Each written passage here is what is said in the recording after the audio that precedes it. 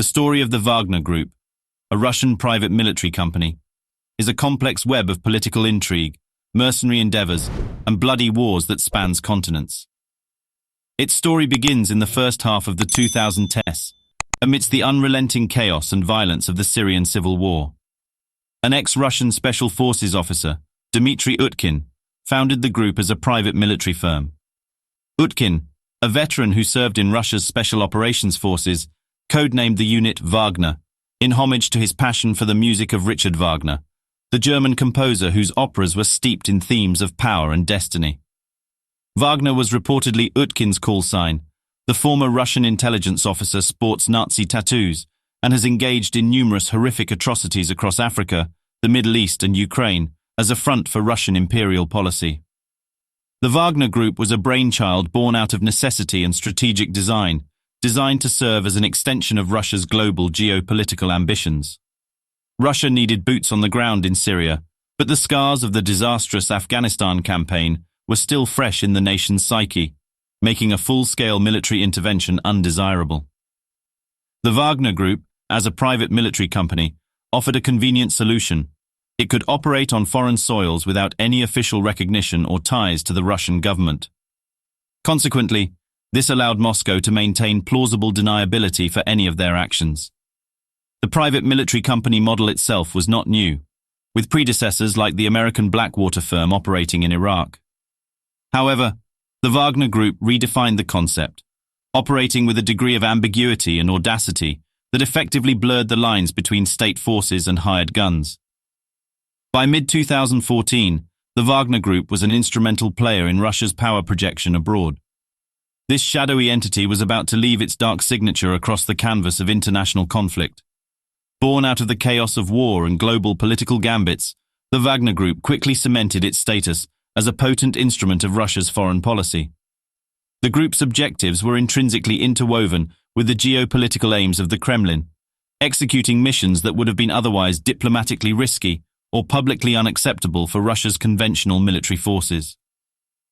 The Wagner Group's operational nature is clandestine, fluid, and adaptable, much like the shadowy mercenaries it recruits. Lacking an official status, the group operates in a legal grey area, which allows it to execute covert operations while providing Moscow with a degree of plausible deniability. Yet, its influence is far from discreet, with its operations often contributing significantly to tipping the balance of power in favor of Russia's strategic allies. The recruitment process of the group is diverse and pragmatic, focusing on assembling a lethal force equipped to handle various forms of combat. Ex-military personnel form the backbone of the group, with additional recruits pulled from various backgrounds, including convicts, eager to swap their sentences for high-risk, high-reward contracts on foreign battlefields. Wagner's primary objective is not profit. Instead, it is closely tied to the strategic aspirations of the Russian state. This is particularly evident in its interventions, which, while unofficial, align seamlessly with Russia's geopolitical goals. This suggests a relationship with the Kremlin that is far more integrated and symbiotic than that of an ordinary private military contractor. The Wagner Group originates from the turmoil of the war in Syria and extends beyond the Middle East's borders. The saga of Wagner further unravels across continents, from the vast landscapes of Africa to the tense front lines of Eastern Europe, with every mission marking an audacious footprint in the shifting sands of global politics. In the saga of the Wagner Group, one figure stands out above all else in this shadowy organization: Yevgeny Prigozhin. Dubbed Putin's chef due to his background as a successful restaurateur and his close ties to the Kremlin. Prigozhin's journey to the helm of one of the world's most infamous private military contractors is nothing short of remarkable. Prigozhin's initial claim to fame was as the owner of the high-end restaurant New Island, a popular gathering place for Russia's political elite, including President Vladimir Putin himself. However, Prigozhin's ambitions transcended the culinary world, leading him into the realm of politics and eventually clandestine military operations. As the hidden hand behind the Wagner Group, Prigozhin's role is as enigmatic as it is influential. Despite having no formal military background, he became the key facilitator and financier of the group.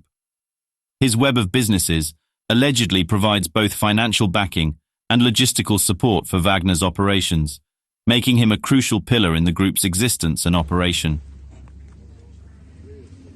Prigozhin's transition from catering to covert operations has sparked speculation. However, this seemingly implausible career shift is indicative of the multifaceted nature of power in today's Russia, where political, economic, and military spheres are inextricably entwined.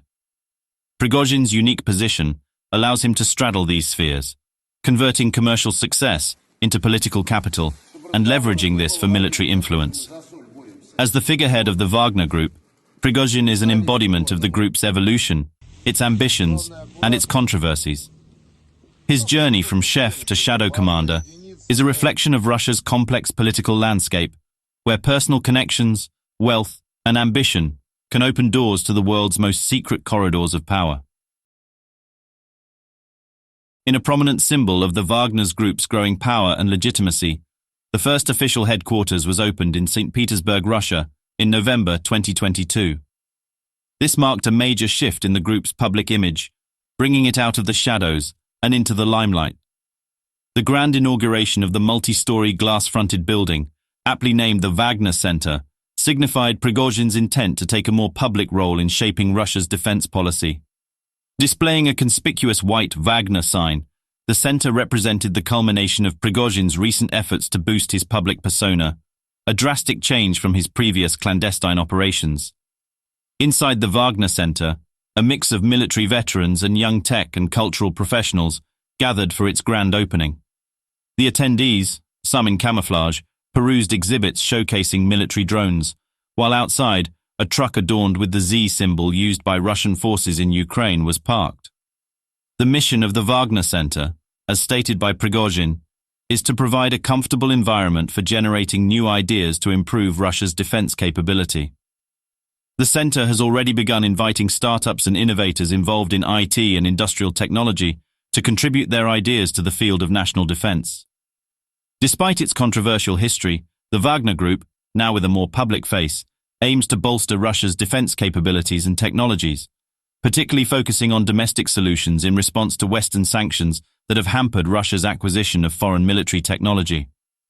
However, the grand opening of the Wagner Centre came without the presence of Prigozhin himself, leaving some to question the timing of this public unveiling. As one volunteer, Alexei Savinsky, pointed out, the creation of such a centre was a long time coming. The only thing is that it appeared really late. This centre had to be opened a year before the special military operation, so it's 2 years behind schedule. The new headquarters launch comes amidst the backdrop of Russia's ongoing conflict in Ukraine, where the Wagner Group and its members continue to play a pivotal role.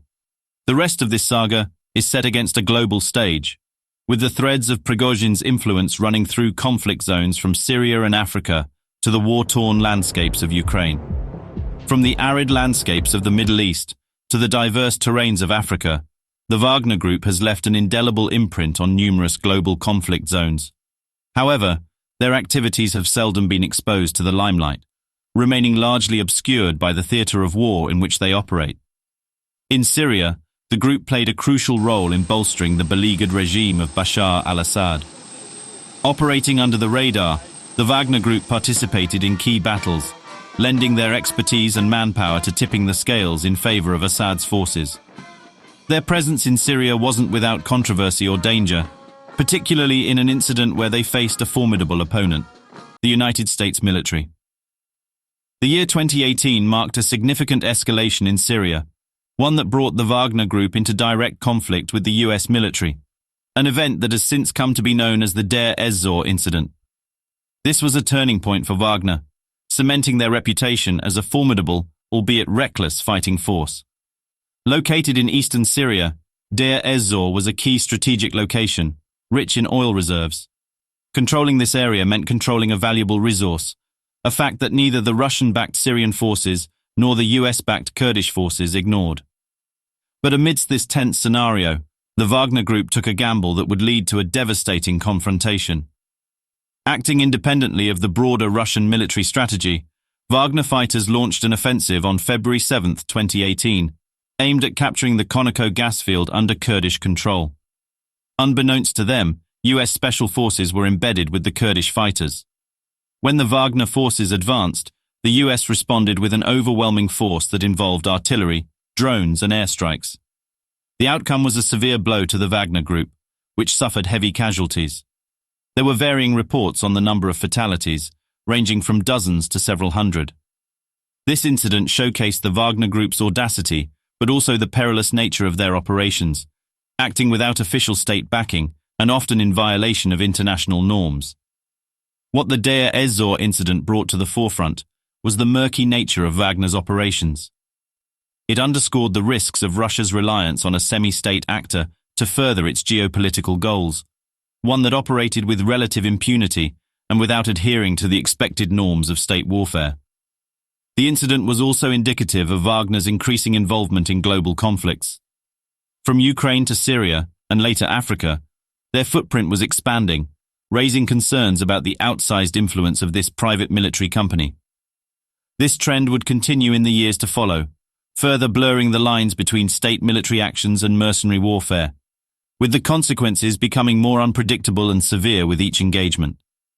However, the Wagner Group's footprint extends beyond the Syrian borders, stretching into the African continent, where they have been involved in a number of conflict-ridden regions. Their activities in countries like Sudan, the Central African Republic, and Libya have showcased their modus operandi, which combines military operations, resource exploitation, and shadow diplomacy. The Wagner Group's presence in these regions is a strategic tool for Russia, providing Moscow with a cost-effective method to exert influence and secure vital interests. This approach allows the Kremlin to keep an official distance while pursuing geostrategic goals through non-state actors. Despite the secrecy shrouding the Wagner Group, their operations in Syria and Africa provide a glimpse into their clandestine world. From supporting authoritarian regimes and exploiting resource-rich regions to engaging global superpowers in combat, the group has emerged as a significant player on the global stage. The impact of their actions continues to ripple outwards, influencing the dynamics of conflicts far removed from their homeland. The following chapters will delve further into this shadow theater, focusing on their involvement in the Ukraine crisis and the recent tension-filled episodes in Bakhmut and Moscow. The Wagner Group's tale of clandestine operations extends to the war-torn plains of Ukraine, a landscape tormented by conflict Russia started.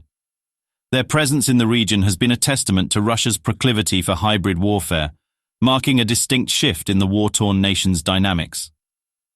As Ukraine struggled with its internal strife, the Wagner Group emerged as an enigmatic player, capitalizing on the power vacuum and the chaos to create a niche for themselves. Their operations ranged from the recruitment of ordinary citizens to incorporating convicted felons into their ranks, a tactic that demonstrated their ability to tap into the available manpower. The group was not just exploiting human resources, it also became a potent instrument of warfare for Russia. With each passing day, the lines separating the Russian military from the mercenaries of the Wagner Group grew increasingly blurred. The latter was not just supplementing Russian forces, but often leading the charge on critical fronts. This close-knit relationship underlined the blurred boundaries between the state and non-state actors in Russia's hybrid warfare. However, the Wagner Group's role in Ukraine was not limited to the battlefield alone. Their involvement further destabilized an already volatile region, exacerbating the tensions between Russia and Ukraine. This became more evident with the group's activities in areas like Donbass, where they used the region as a recruiting ground and a launchpad for their operations. While the Wagner Group's presence offered Russia plausible deniability, it also bore the potential for significant blowback. The convoluted relationship between the two, as exhibited in Ukraine, hinted at the looming risks of escalating conflicts and geopolitical fallouts. The successive chapters will unravel the impact of these risks, revealing the role the group played in the volatile situation in Bakhmut and the startling events in Moscow in June 2023. In Bakhmut, a city at the crossroads of the Ukraine war, an equally unsettling human story was unfolding. It was in this eastern Ukrainian city that Russia's unique strategy of employing convicts as soldiers became evident, highlighting the increasing desperation within the Russian military and causing ripples of concern among international human rights observers. This strategy was not only a severe violation of international norms, but it also revealed the severe human cost of Russia's ongoing aggression in Ukraine. The Russian forces, it seemed, were scrambling to find fresh sources of manpower, so much so that they turned to their prisons for recruitment. Not only did this strategy bolster their ranks, but it also conveniently served to solve the problem of overcrowded prisons. These convict soldiers, often plucked from the Russian penal system without any formal military training, found themselves thrust into the front lines of a conflict they may not have fully understood or consented to join. The ethical implications were enormous, and only further highlighted the already questionable human rights record of the Russian Federation. What's more, this strategy served as a tool to drive a wedge between the Russian regular army and the Wagner Group. The latter had developed a reputation for recruiting from a pool of ex-convicts, a practice that became more prevalent as the group expanded. The presence of these convicts within the ranks of the Wagner Group and the regular army bred mistrust and increased tension between the two factions. In Bakhmut, these tensions reached a boiling point. The city became a hotspot for conflict, not just between Russia and Ukraine, but within the Russian military itself. In Bakhmut, the Wagner Group was at odds with the Russian regular army. This wasn't just a territorial dispute, it was a symptom of the larger issue of competing interests and the growing internal fracture within the Russian military. The use of convict soldiers in Bakhmut and beyond speaks volumes about the state of the Russian war effort. It showed not just the desperation of the Russian forces, but also the fracturing unity within their ranks. As Russia continues to push deeper into Ukraine, the consequences of this controversial strategy are still unfolding, promising to have lasting implications on the conflict and the region at large. In a whirlwind of actions and reactions that could rival the most intriguing of political thrillers, the month of June 2023 saw an unprecedented uprising within the Wagner Group. This event became an unforgettable chapter in the annals of Russian history. Spearheaded by none other than Yevgeny Prigozhin, this aborted rebellion exposed the inherent cracks in the Russian power structure. Against the backdrop of a failing war effort in Ukraine, Prigozhin mobilized a significant portion of the Wagner force towards Moscow in a shocking display of defiance. The act was more than just a rebellion. It was a challenge to the very power hierarchy within Russia. However, as quickly as it began, the rebellion seemed to dissolve. The rapid de-escalation was negotiated by Belarusian President Lukashenko, marking a surprising turn in the narrative. The implications of this event were manifold. For one, it revealed a significant fracture within Russia's war machine. A sizable part of its fighting force was revealed to be under the sway of Prigozhin, casting doubt on the allegiance of those fighting alongside the regular Russian army. The once reliable Wagner Group became a wild card, causing their supposed allies to question just how much they could trust them. On a larger scale, this mutiny signaled the brittleness of the Russian regime. The fact that such a rebellion could even occur was a testament to Russia's faltering performance in its war with Ukraine. And while Putin's regime might have survived Prigozhin's challenge, the incident indicated that the Russian system was on shaky ground. As for Belarus, Lukashenko's unexpected mediation could strengthen his position in the short term. However, his regime might face long-term repercussions from the insurrection led by the Wagner Group. With Putin's authority weakened, the regime in Minsk may find its support from Russia significantly reduced. In this saga of power struggles and shifting allegiances, one thing is certain: the landscape of power in the region has been irrevocably changed. The Wagner Group, from its inception as a group of mercenaries to a pivotal player on the international stage, has left an indelible mark on history. As we conclude this journey into the intricate world of the Wagner Group, we want to leave you with a question. How do you think the events that transpired within the Wagner Group will shape the future of the region, and perhaps the world? We look forward to hearing your thoughts. Thanks for joining us for this episode of Red Watch TV.